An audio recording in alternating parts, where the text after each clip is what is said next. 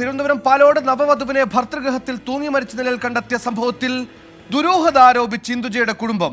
ഇന്ദുജയുടെ മരണം കൊലപാതകമാണെന്നും ജാതി വിവേചനവും ശാരീരിക ഉപദ്രവവും മകൾ നേരിട്ടെന്നും കുടുംബാംഗങ്ങൾ പറയുന്നു. ഇന്ദുജയുടെ ഭർത്താവ് അഭിജിത്തിനെ പോലീസ് കസ്റ്റഡിയിലെടുത്തു.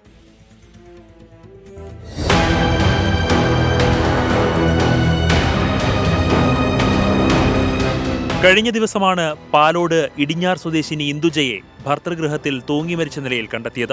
4 മാസം മുമ്പായിരുന്നു അഭിജിത്തുമായി ഇന്ദുജയുടെ വിവാഹം. മകളുടെ മരണത്തിൽ ദുരൂഹതയുണ്ടെന്ന് ചൂണ്ടിക്കാട്ടി അഭിജിത്തിന്റെ വീട്ടുകാർക്കെതിരെ ഇന്ദുജയുടെ കുടുംബം രംഗത്തെത്തി. അഭിജിത്ത് പതിവായി മകളെ ഉപദ്രവിക്കുമായിരുന്നുവെന്ന് പിതാവ് ശശിധരൻ. മകളുടേത് കൊലപാതകം. അവൾ പേടിച്ച് 2-3 ദിവസം വീട്ടിൽ വന്നിരുന്നു. കഴിഞ്ഞ ഞായറാഴ്ച വീട്ടിൽ വന്നിരുന്നു. അപ്പം അവളെ ദേഹത്തൊക്കെ മുറിവും പാടുമൊക്കെ ഉണ്ടായിരുന്നു.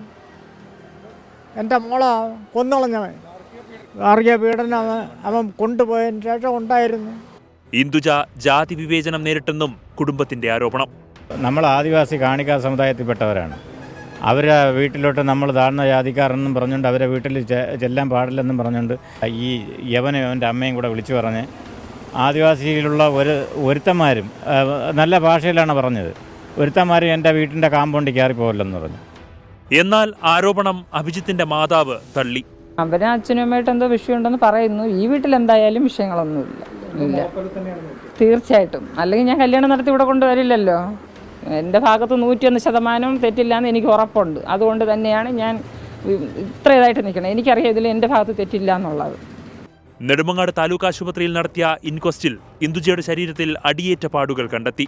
ഇന്ദുജയുടെ കുടുംബത്തിന്റെ ആരോപണത്തിന് പിന്നാലെ ഭർത്താവ് അഭിജിത്തിനെ പോലീസ് കസ്റ്റഡിയിലെടുത്തു. അഭിജിത്തിന്റെ വീട്ടിൽ ഫോറൻസിക് സംഘം പരിശോധന നടത്തി. 24 തിരുവനന്തപുരം.